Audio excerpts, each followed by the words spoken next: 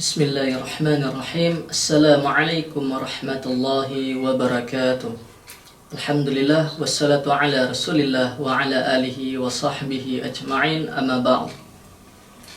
Hadirin dan hadirat dimanapun Anda berada, semoga kita sama-sama menjadi orang yang diridai oleh Allah subhanahu wa ta'ala. Alhamdulillah, puji kepada Allah subhanahu wa ta'ala.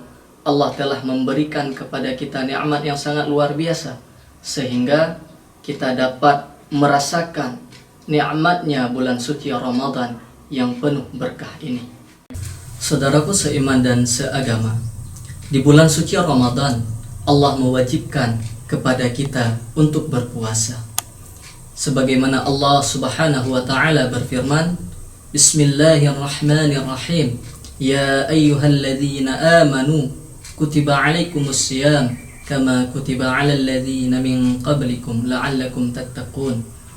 Yang artinya, wahai orang-orang yang beriman, diwajibkan atas kamu untuk berpuasa sebagaimana yang telah diwajibkan kepada orang-orang sebelum kamu agar kamu bertakwa. Jadi disitulah bahwasannya kita umat Islam diwajibkan untuk berpuasa. Hadirin dan hadirat yang dimuliakan oleh Allah subhanahu wa ta'ala, ketika kita hendak melakukan puasa, kita harus tahu syarat dan rukunnya puasa, sehingga ibadah kita sah dan diterima oleh Allah subhanahu wa ta'ala. Ada beberapa syarat yang sehingga seseorang tersebut wajib baginya untuk berpuasa. Apa saja syarat tersebut?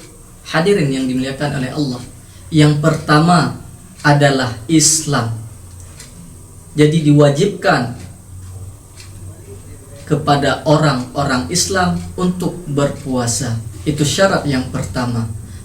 Apabila ia bukan Islam, dia di luar Islam atau kafir, maka sungguh ia tidak diwajibkan untuk berpuasa, tetapi ia akan dihisab di hari akhirat kelak. Inna dina indallahil Islam, sesungguhnya agama yang di sisi Allah adalah agama Islam. Itu konteks pertamanya, sehingga kita diwajibkan atau disyaratkan untuk berpuasa. Yang kedua, hadirin yang dimuliakan oleh Allah subhanahu wa ta'ala, adalah berakal. Jadi orang Islam kemudian berakal, maka wajib untuk berpuasa. Apabila dia tidak memiliki akal, ataupun maaf kita bilang ia adalah gila, hilang akalnya, baik dengan sebab sakit maupun dengan sebab kesengajaan, unsur kesengajaan. Bagaimana definisi daripada gila dengan unsur kesengajaan? Yakni dengan melakukan hal yang diharamkan oleh Allah subhanahu wa ta'ala. Contohnya ia mabuk. Ketika ia mabuk tersebut, maka dia tidak wajib untuk berpuasa, akan tetapi ia berdosa dikarenakan ia mabuk dengan sengaja, menghilangkan akal fikirannya. Hadirin yang dimuliakan oleh Allah subhanahu wa ta'ala. Yang ketiga adalah baligh. Ma makna baligh? Apa arti daripada baligh? Baligh tersebut adalah sampai usia. Pada laki-laki, yaitu usianya dengan 9 tahun.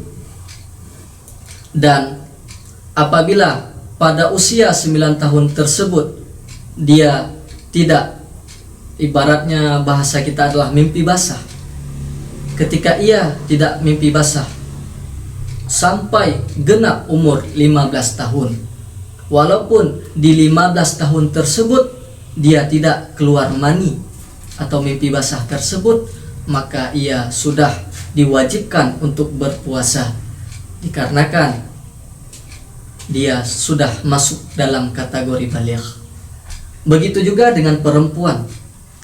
Perempuan tersebut balighnya kebiasaan dari seumur 9 tahun. Tapi apabila 9 tahun, 10 tahun sampai 15 tahun dia tidak haid, maka di situ juga ia sudah dihitungkan baligh, dikarenakan haid atau tidak haid, keluar mani ataupun tidak, batas usia 15 tahun sudah wajib baginya untuk berpuasa. Maka bagi kita tidak diwajibkan untuk memaksa berpuasa untuk anak-anak kecil. Hadirin yang dimuliakan oleh Allah Subhanahu wa taala, dikarenakan anak kecil tersebut tidak memenuhi syarat untuk wajib baginya berpuasa karena ia masih kecil atau belum baligh. Yang keempat adalah puasa. Puasa dalam berpuasa maknanya adalah puasa dalam menahan diri dari gerah haus dan lapar. Dia tidak sakit, dia kuat, dia mampu untuk berpuasa, maka ia wajib untuk berpuasa di bulan suci Ramadan. Tapi apabila ia pekerja keras sehingga apabila dia tinggalkan pekerjaannya tersebut, maka ia tidak bisa menafkahi keluarganya. Ia tidak bisa untuk menafkahi ahli keluarga yang wajib dinafkahi.